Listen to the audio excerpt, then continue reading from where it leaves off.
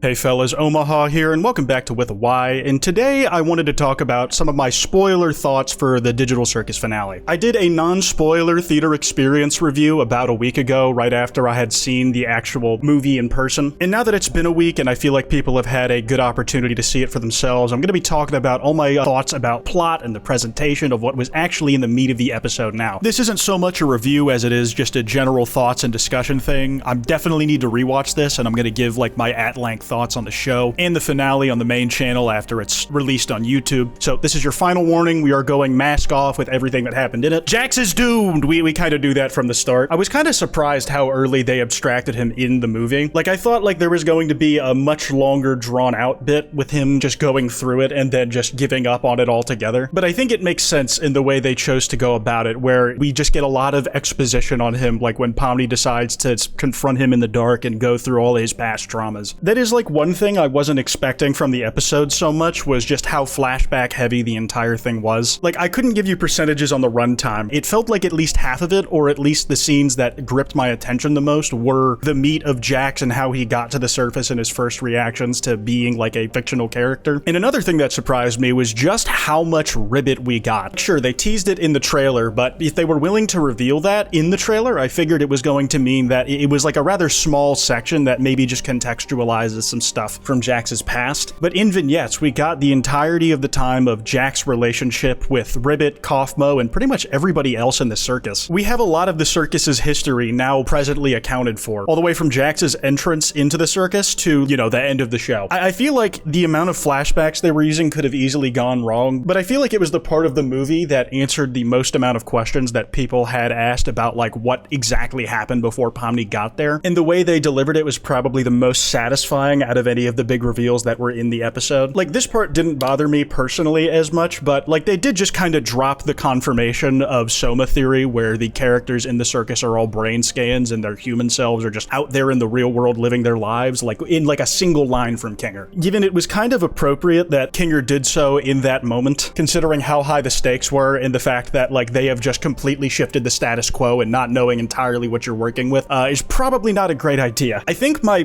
maybe not biggest issue with the series, but like personal qualm with the presentation style was, and I think this is something that has been done throughout the show, is this kind of like montage character development. Like, for example, the Kaufmo funeral scene, I can't remember if it was in episode 1 or episode 2. The funeral had like a montage with swelling music but no dialogue of all the characters tearfully giving their stories and personal experiences with Kaufmo before he shit the bucket. And I think it worked within that context because Kaufmo is a character that we didn't really know, and if we heard too much directly from the mouths of these guys, it might give us information that is necessary for Pomni to know in universe, but like might take away from later episode reveals, which obviously this is all hindsight, but like when I was watching it, it didn't bother me so much during the Kaufmo's funeral scene. In this episode, I feel like there are a lot of chunks of time where there's just implied quality time and character development, because we just like see a montage of the characters coming together after like a big break happened, and like you don't get to see them wallow as much as I would want, but like maybe that's just angst brain. I think the scene that comes to mind is when, right after they all find out that they're brain scans, like literally none of them are holding up together. Like they can't console one another. Jax is just completely destitute, and I think like this is what puts him over the edge and puts him into abstraction mode, where he had been hanging on by a thread even just one episode ago. Also, if you're enjoying the video, be sure to subscribe with notifications on. It helps out the channel, and we're really close to 300k. I'd really appreciate it. He walks off on his own. Ragatha is with Pomni, just inconsolable, like Pomni can't do shit for her. Gangle, at the very least, is trying to reach out to Zubul and like bring them along so they can commiserate together on like just how shitty the situation is. But Zubul is in a state of shell shock, and Gangle's like, well, gotta tank this one on my own. Pomni arguably is taking it the best, but like that's kind of always been her thing. Like she's the most well-adjusted in the circus, and when things change, she adjusts to those changes the quickest. Kinger is like just objectively locked in though. He's the only one who actively knows how to conjure, and he goes like straight to trying to repair the surface by making little rectangles where there's holes in the floor that lead directly to the void and would probably kill anybody who got stuck in it. Considering that the cellar is directly under the main area of the circus, I was surprised that like the old abstractions climbing their way out never came up, but Kinger and Pomni have this talk about how Pomni is like the most well-adjusted in the circus and like just takes things in stride, and Kinger calls her really strong, calling back to their one-on-one moment in episode 3. And sure, like they call it out by name that like they've been there before, and it makes sense that Kinger wouldn't remember it, but she starts to learn how to conjure pretty much on spot, and then we get this montage montage of like all the characters one by one getting back on their feet and doing the whole "we're all in this together" shtick that like they've been pushing since the beginning of episode 8. Even Jax seems like he's about to make a recovery, like about to reach out to Pomni, but he's pump faking and decides to go, "Never mind," and Pomni just lets it be, thinking that maybe he just needs more time. And I can understand why she thought that, because if he's on the verge of reaching out to another person for help, then it's like maybe he just needs a little more time. He's not as far gone as we thought. Fucking smash cut to this motherfucker crawling around with eyes all over him. He's abstracted. I think the other big criticism of the finale, and maybe the series as a whole, but for me especially in the finale, if you even want to call it a criticism necessarily, it's just a thing more that I noted, was a lot of the episode was just like conversations happening and then tears falling as like big revelations or character moments happen. After Jax abstracts, Pomni and Ragatha are just consoling each other like, "Man, I wish I had just reached out to him in that moment where I had a chance." And then it's not your fault, like who could have reasonably seen this coming? Like, it's not like Jax is incredibly open with his emotions. And then they have the big hug and cry and talk and then console each other and tell each other that like, "Man, I actually really care about you, you're the fucking goat." And then Pomni's like, "Ragatha, despite everything, I think of you as my best friend in the circus," which is like the kind of balm on the wound of the insecurities Ragatha had been feeling up to this point. It was the culmination of that one-on-one heart-to-heart that Ragatha and Kinger were having, where old Kinger just gets his sanity back in order to like get the team to fucking lock in for once. And it was sweet. I enjoyed it in the theater. I think like my first watch experience of this whole thing was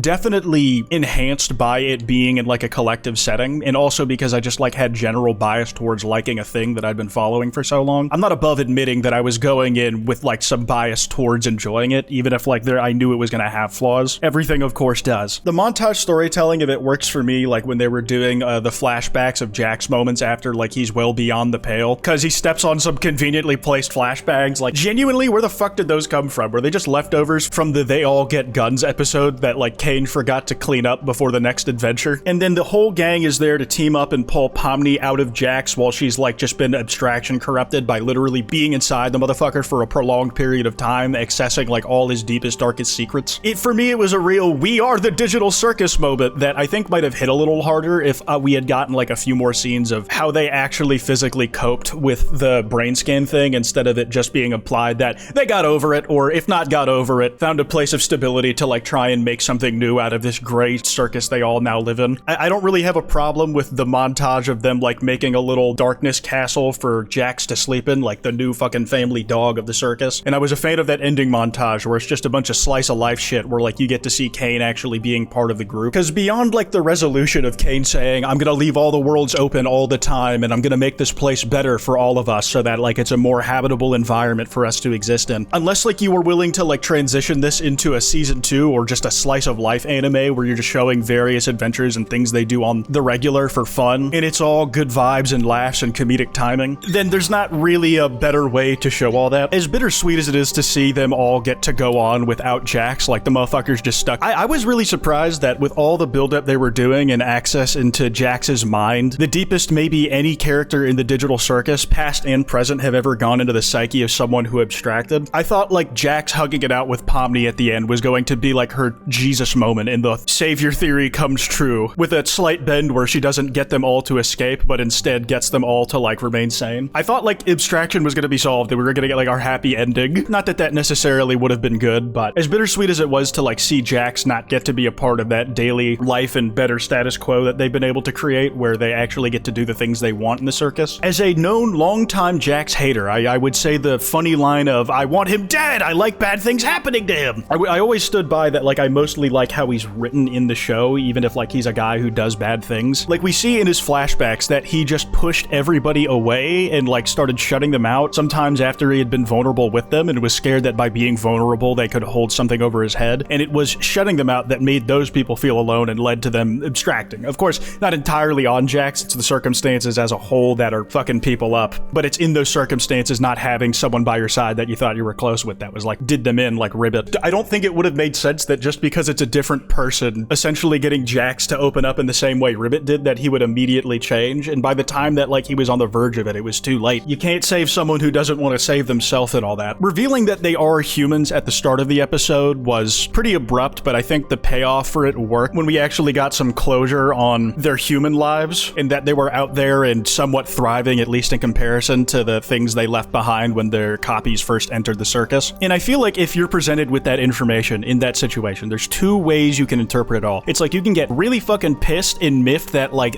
there's a version of you who's actually living a better version of the life you thought you had and that you never finished. Or you can take it in stride and be like, well, it's nice to know that things aren't truly over. Now I can like be my own person in this circus and shit. And I think them finding out what their OG human counterparts are doing and that being a comfort for them only really works if they've found out that yes, they are humans. They're not like ever going to be able to escape, but they've come to terms with it even in spite of that. I think if we hadn't had that, it would have been less satisfying. I will say there was easily a lot of expectations built up for this show, and I've said it before that this show like felt pretty straightforward to me. There's all like sorts of lore implications that have been built into like little drops like C and Day and the fact that the technology existed at all and like what were they developing the AI for exactly, like what lies in the void. But I never really got as deep into the fandom side of this stuff as a thing like say Deltarune. Like I didn't really look at a lot of theory crafting shit. I knew like the broad strokes of what some of the more popular ones, but I think I was going in being a little more okay with whatever it is the conclusions ended up being, as long as like they were set up in a way that I could follow along with and like not feel pulled out of the whole thing by. Speaking of being pulled out of it though, holy fuck, the like popcorn bucket just rattling in front of the screen right after the end credits was fucking hilarious, dude. Like just immediate blowjob Pomni jump scare, dude. Fucking Christ. I think what got me on board the Digital Circus hype train over the last half of the season was that episodes 5 through 8 were just like on a hot streak of, at least for me, raising the stakes and the intrigue. Animation quality was obviously going up, and there was just like tons of shit going on. You had Kane going the closest to Ham he ever got, just torturing his little human subjects. And his resolution at the end of like choosing to bring himself down to their level more and do things more actively for them with their input in mind. I'm still a little iffy on how exactly he survived. Maybe I need to rewatch and the pieces will all be there. Again, like the show or the episode itself, my memory of it comes back to me in waves and like moments I remember having my eyebrows raise at and like just go like soy facing, pointing at the screen going, no way! But it was an effective surprise to like have him just see them handling the Jax problem on their own and like coming together even in his absence. And he's just watching them all fucking sad. I've rewatched the rest of the show through like other people's reactions or just like on my own or rewatching with friends that like I feel like I have a better handle of how I feel about them. But I think this episode I'm definitely going to need to give a rewatch. Maybe things that didn't make sense to me in hindsight will come together better, and or maybe I'll have like stronger criticisms. I don't know. Getting caught in the hype of the moment was certainly a factor in my enjoyment seeing it in theaters. Anyways, that's all I got. Be sure to follow me on Twitter at @withany. That email's in the description if you guys want to send me any video topics. Be sure to subscribe with notifications on. Anyways, piss off.